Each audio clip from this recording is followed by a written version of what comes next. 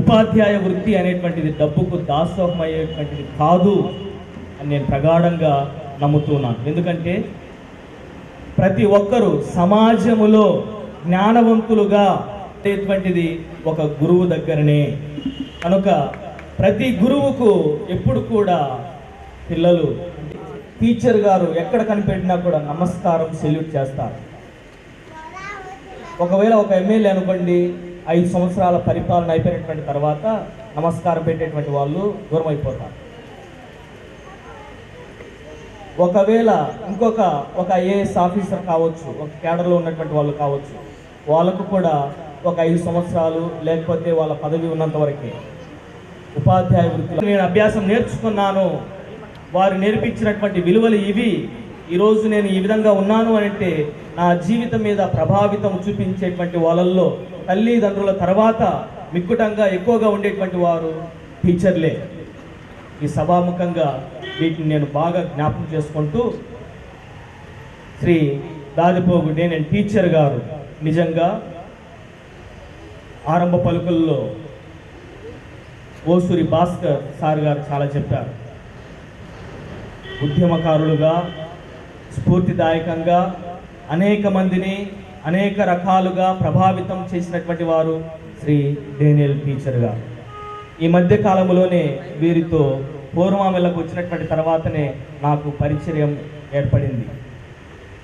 ఈ పూర్వమామిల విచారణలో 5వ సంవత్సరంలోనికి నేను అడుగుతున్నటువంటి ఈ తరుణములో వీరి కుటుంబములో ప్రతి కార్యములో కూడా నేను వచ్చినటువంటి మొట్టమొదటి వారములోనే వీరి తల్లి గతించి ఉన్నటువంటి ఆమె యొక్క సంస్మరణార్థక కూడిక ఏర్పాటు చేయడము, అటు తర్వాత కుటుంబములో వీరి శ్రీమతి కోల్పోయినటువంటి విధానము, ఇంకను వీరి కుటుంబంలో అనేక రకాలైనటువంటి ప్రార్థనాపరమైనటువంటి అంశాలలో చురుకుగా పిలిపించుకొని దీవెనలు ఇప్పించుకునేటువంటి విధానం, అంటే దేవుని ఆశీర్వాదం కలగాలి అన్నప్పుడు ఏ విధంగా పవిత్రమైనటువంటి గురువులుగా ఉన్నటువంటి అభిషేక గురువులుగా ఉన్నటువంటి వారి యొక్క పూజ ప్రార్థనలు అనేటువంటివి చాలా అవసరం అంటూ గుర్తించి ఎక్కువగా పూజలు పెట్టించేటువంటి వారు, చక్కటి వేషధరణ అంటే చక్కగా టిప్టాప్గా తయారై నీట్గా తయారై గుడికి రావటము చేయటము, అంటే ఒక క్రమశిక్షణ పరులుగా నేను వీరిని గుర్తించాను. నిజంగా వీళ్ళు క్రమశిక్షణకు పేరు పెట్టినటువంటి వారే. ఇంకా రెండవదిగా చక్కగా మేన మర్యాదలతో మాట్లాడేటువంటి రీతి విధానము, ఇవన్నీ కూడా నిజంగా చాలా ప్రశంసనీయం. ఈ తరుణంలో ఇంకా నువ్వు చెప్పుకుంటూ పోతే చాలామంది వక్తలు ఇక్కడ ఉన్నారు. నాకు వీరి గురించి తెలిసినటువంటి ఈ 2 ముక్కలను మాత్రమే నేను మీతో పంచుకోగలిగాను. ఈ సందర్భంలో విశ్రాంత జీవితములో ఇంకను దేవుని యొక్క ప్రత్యేకమైనటువంటి దీవెనల ద్వారా ఆయురారోగ్యములతోనూ కుటుంబంలో శాంతి సమాధానం. రెండో జీవం ఏంటంటే పదవి విరమణ చేయడం. ఇప్పుడు మన సారిగారికి ఒక జీవం వచ్చేసింది. ఇప్పుడు మరి ఆయన ఎటువంటి వాడు అన్న విషయానికి వస్తే, నేను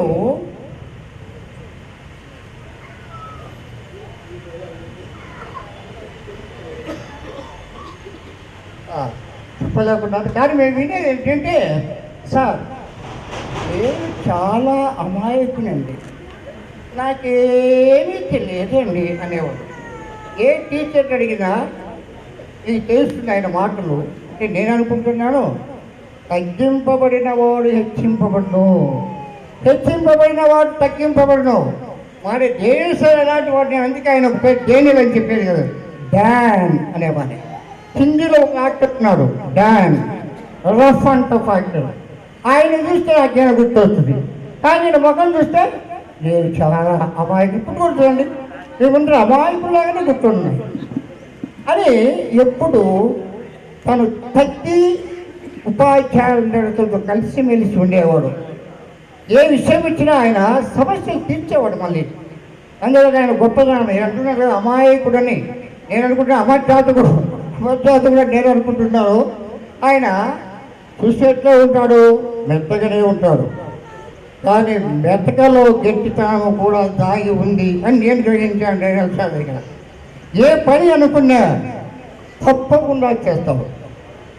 అది ఆయన దగ్గరికి ఎవరి పేరు ఉపాధ్యాయులు పోయినా గ్రామస్తులు పోయినా ఆయన తప్పకుండా నెరవేర్చడానికి ప్రయత్నం చేస్తాడు. ఎట్లా చేస్తాడు? రౌద్రం కాదండి, మెత్తగా ఇదంటే మెత్తగా మెడపూసి వచ్చిన వాడే ఇంటారు అని ఆ సామెత ప్రకారంగా ఆయన చేశాడు. ఆయన ఇన్ని సంవత్సరాలు పదవిలో ఉండగా మాకు చాలా తోడుగా అన్యోన్యంగా పెంచిన వాళ్ళం. మేము ఎప్పుడు గడపకు వచ్చినా కలిసేవాడు. బిల్లులు చేసేటప్పుడు ఏమైనా పొరపాటు జరిగితే ఫోన్ చేసి వచ్చేవారు. ఎందుకు ఆయన మంచితనం అంతే, ఆయన చాలా మంచివారు అన్నమాట. దానివల్ల ఆయన చెప్పాలంటే ఎంతో ఉంది. ఆయన విషయాలు ఇంకా ఆయన జీవిత విశేషం ఆయన ఎలా గలపాలి అంటే ఆయన దయచేసి అన్ని దానాల కంటే విద్యాదానం గొప్పదని మనం అంటుంటాం. అన్నం పెట్టనే కానీ విద్యాదానం చేస్తే ప్రయోజనం పడతాడు, సంఘంలో బతుకుతాడు. ఇప్పుడు ఆయన చేయవలసిన పని టైం ఉంటే సమయం ఉంటే ఏదో ఒక పాఠశాలలో పేద విద్యార్థులకు అక్షర జ్ఞానం చేయాలని నేను కోరుతున్నాను. ఎక్కడ వీలుంటే అక్కడ వెళ్ళండి. మీరు ఫ్రీ బర్డ్ తిరుగుతున్నారు. ఇప్పుడు మీరు చేయవలసిన పని విద్యాదానం. దయచేసి మా మోయ ఆలోచించి వీళ్ళందరి తరపున నేను మిమ్మల్ని అడుగుతున్నాను. ఆ విద్యాదానం అనేది చేయమని కోరుతూ ఈ అవకాశం ఇచ్చిన పెద్దలకు ధన్యవాదాలు తెలియజేస్తూ వినిపించుకుంటున్నాను. Thank you sir. సార్ వక్తలు ఒక చిన్న మనవి, పొడిగించకుండా ఇప్పటికే కాలాతీతమైంది. మేము ఇందాక పిలిచినప్పుడు మా ప్రియతమ చెన్నారెడ్డిపల్లె హై స్కూల్ కరస్పాండెంట్ గారు సతీష్ ఫాదర్ గారిని సభావేదిక మీదకి రావాల్సిందిగా మేము ఆహ్వానిస్తున్నాము, మనస్ఫూర్తిగా ఆహ్వానిస్తున్నాం. రండి ఫాదర్, ఫస్ట్ మీరే ఉండాలి కరస్పాండెంట్ గారుగా. మీరు ఆఖరిలో కూర్చోవడము చివరిన ఉండడం మాకు చాలా అవమానకరంగా ఉంది.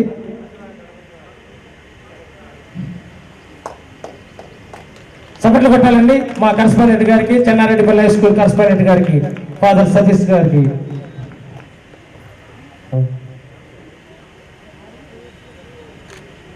ఇప్పుడు మా ప్రియతమ మా డైనమిక్ హీరో ఎస్ట్యూ రాష్ట్ర కార్యదర్శి శ్రీతులు రమణారెడ్డి సార్ గారు 2 నిమిషాలు మాట్లాడవలసిందిగా కోరుతున్నాం.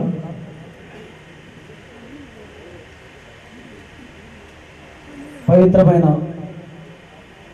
దేవుని మందిరం ఆవరణలో జరుగుతున్నటువంటి గౌరవనీయులు శ్రీ జోసెఫ్ డేనియల్ గారి పదవీ విరమణ సన్మాన సభకు ఇచ్చేసి వేదికను అలంకరించినటువంటి పెద్దలకు, వేదిక ముందు ఆశీనులైనటువంటి వాళ్ళు, ఎందుకంటే ఎంతో ఘనచరిత్ర కలిగినటువంటి ఎందరో మేధావులను తయారు చేసి ఈ దేశానికి అందించినటువంటి ఆర్సీఎం ఉన్నత పాఠశాల చెన్నారెడ్డిపల్లె యందు పనిచేసి ఆ పాఠశాలలోనే పదవీ విరమణ చేయడం అనేది నిజంగా అదృష్టంగానే భావించాలి.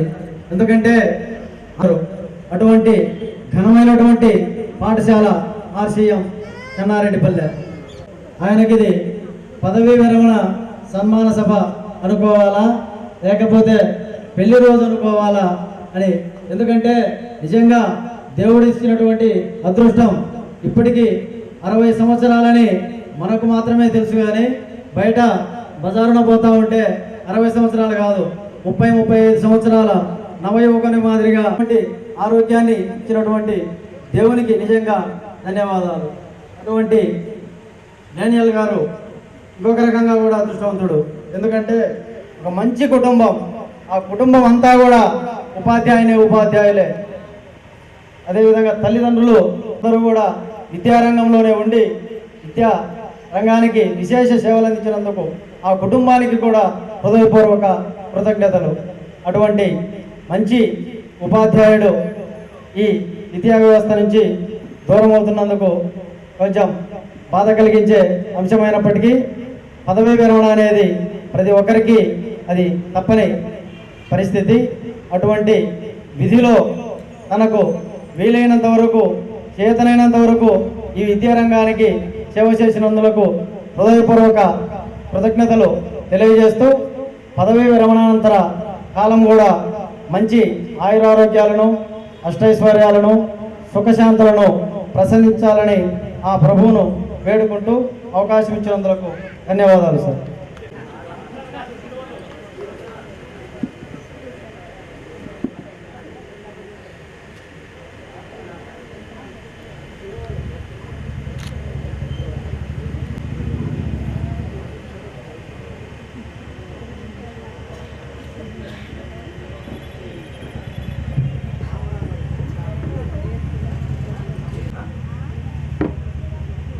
వేదిక ఉన్నటువంటి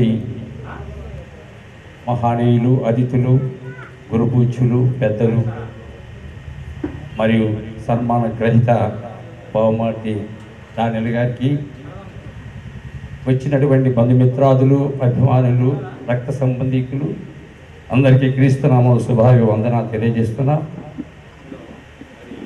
సమయం ప్రతి దాంట్లో సమయం పరిగెత్తుతూ ఉంటుంది. అది ఎంత ముఖ్యమైనటువంటి సమయమైనా కార్యమైనా సమయం మన కోసం ఆగదు. అయితే దానియల్ గారు 60 సంవత్సరముల సుదీర్ఘ ప్రయాణంలో ఒక్క రాయితో 2 పెట్టెలు పడేస్తాడు. ఒకటి షష్ఠి మహోత్సవం, షష్ఠి పూర్తి మహోత్సవం చేసుకుంటున్నారు. 2 సంవత్సరాలు వయస్సు పెంచి ఉద్యోగానికి అవకాశం ఇచ్చినందుకు, ఒకవేళ షష్ఠి ఎవరు చేసుకోలేకపోయినా ఈ సందర్భంలో ఉద్యోగులందరూ షష్ఠి పూర్తి చేసుకుంటున్నారు.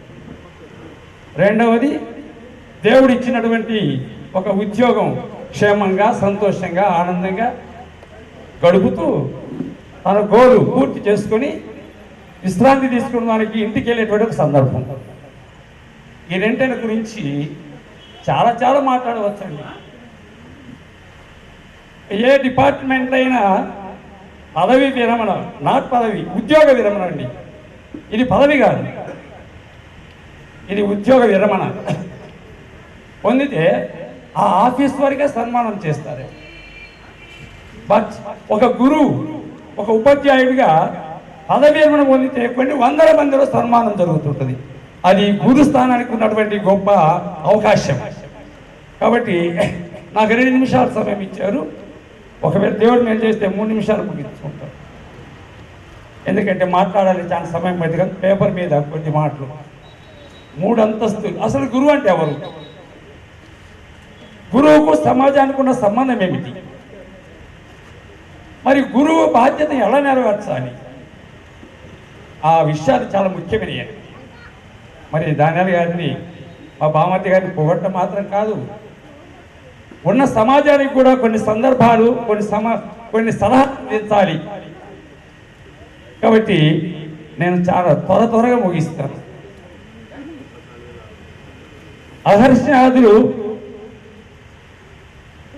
అహర్షాదులు అంకిత భావము, క్రమశిక్షణ, పెద్ద సేవాభావం కలిగి అనేక వత్సరాలు ఉపాధ్యాయునిగా పనిచేసి ఉపాధ్యాయ వృద్ధిగా వన్నె తెచ్చి 60 సంవత్సరాలు షష్ఠి మహోత్సవం జరుపుకుంటున్న దానియల్ గారికి వారి బావగారు చల్లగా యోగా రిటైర్డ్ హెడ్ మాస్టర్, ప్రకాశం జిల్లా అక్షర గాయక ప్రతిభ అవార్డు ఇస్తా సమర్పించి వీడుకోలు అభినందన కవిత మందార మాల. దయచేసి 1 నిమిషం పడతాడు.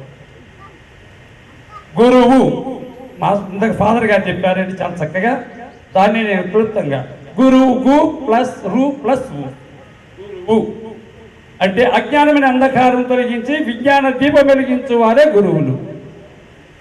అలా అయితే అలాంటి గురుస్థానంలో ఉపాధ్యాయులు ఎలాగుండాలి? కేవలం జీతం కోసం మనం చేస్తున్నామా? కాదు. ఆ గురుస్థానం చాలా గొప్పదండి.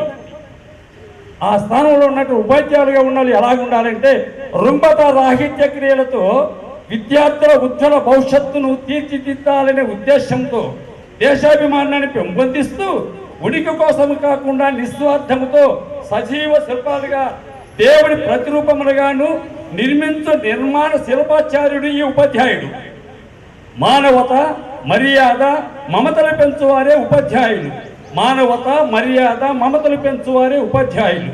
సరస్వతి పూదోటలో అక్షరాల పంట పండించు నిరంతర కృషివరుడే ఉపాధ్యాయుడు. అన్నింటిలోనూ అందరిలోనూ పసి హృదయాలలో నీతి నియమాలు నింపువారే ఉపాధ్యాయులు లేక గురువులు. గ్రామ రాజకీయాల రొచ్చులో కొరకపోక తప్పించుక తిరుగువారే గురువులు లేక ఉపాధ్యాయులు. పై లక్షణాలు కలిగిన వారు గురువులు దైవంతో సమానమండి.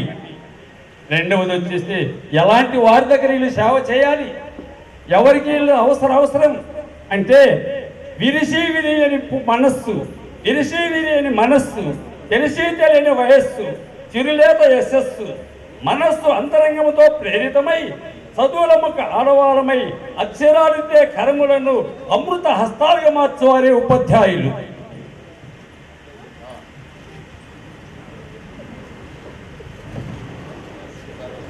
తర్వాత అయితే ఈ ఉపాధ్యాయ వృత్తి ఆ రోజు ఎట్లా ఉంది, ఈ రోజు ఎట్లా ఉందండి అంటే పూర్వ రోజు ఎట్లా ఉంది, ఈ రోజు ఎట్లా ఉంది?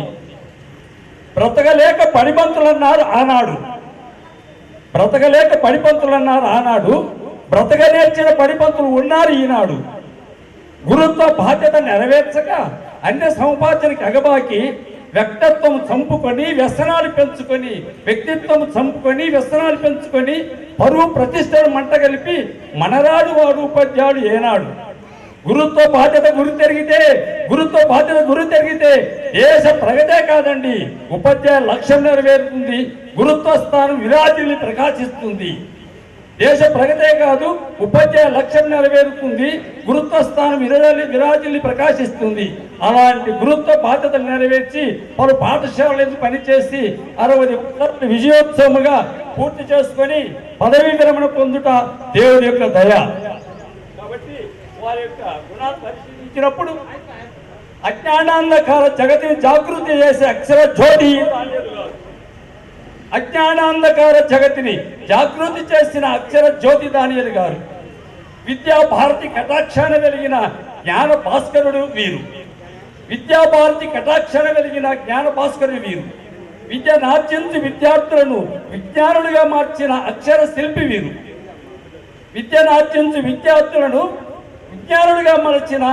శిల్పి వీరు. అక్షర లక్షలతో విద్యార్థుల మేధస్సు నింపిన చదువుల సంత వీరు. పాఠశాలని సరస్వతి పూదోటలో విద్యా పరిమళాలు పండించి నిరంతర తోటమాలి శ్రీ దానియేలు గారు. పాఠశాలని సరస్వతి పూదోటలో విద్యా పరిమళాలు పండించిన నిరంతర తోటమాలి శ్రీ దానియేలు గారు. దేశ భవితకు భద్రతకు పౌరి వీరులు తయారు చేసిన పాఠశాల కర్మాగార కార్మికుడు ఈ దానియేలు గారు. దేశ భవితకు భద్రతకు పౌర వీరులు తయారు చేసిన పాఠశాల కర్మాకారకుడు ఈ దానియేలు గారు. మంచి పేరు మారుపేరుగా మమత మర్యాద కలిగిన మంచి మాస్టరు ఈ దానియేలు గారు. దాదాబాబు సత్వంశమందు కీర్తిశేషుడు డేవిడ్ సంతోషమ్మ గారి సంతోష దాంపత్య వరం ఈ మాస్టర్ దానియేలు గారు. దాదాబాబు సత్వంశమందు కీర్తిశేషుడు డేవిడ్ సంతోషమ్మ గారి సంతోష దాంపత్య వరం ఈ మాస్టర్ దానియేలు గారు. తండ్రి పౌరసత్వంలో ఉపాధ్యాయ పదవి ఎన్నుకొని సమస్త మెప్పును పొందిన ఘనుడి ఈ సన్మానకి రైతు మన దానియేలు గారు. కాబట్టి ఇలాంటి దానియేలు గారికి దేవుడు ఆయుష్ ఆరోగ్యం ఆనందం ఇచ్చేసి మరి కలంతకాలం తన చేత జీవితంలో క్రీస్తు సువార్త సేవా పరిమళాలను పండించి మరి దేవుని సేవకు అనేక మంది తయారు చేసేటువంటి ఒక గొప్ప వ్యక్తిగా శక్తిగా ఎదగాలని క్రీస్తు భగవాన్ని కోరుకుంటూ సెలవు తీసుకుంటున్నాం. Praise lord. Thank you sir. సన్మాన గ్రహీతలు వారిని దుశాలువతో సత్కరిస్తున్నారు.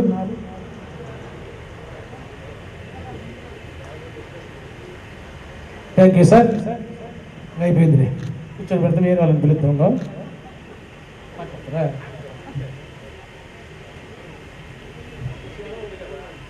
సభను అలంకరించినటువంటి కరస్పాండెంట్ ఫాదర్ గారికి, ఎంఈఓ గారికి, ఎస్టీఓ లీడర్స్కు, మరి తోటి ఉపాధ్యాయ మిత్రులకు నా నమస్కారములు. మరి సభకు వచ్చేసినటువంటి తోటి ఉపాధ్యాయ స్నేహితులు, మరి వారి జోసఫ్ డేనియల్ గారి బంధుమిత్రులకు, ఇతర అపర ప్రముఖులకు నా వందనాలు.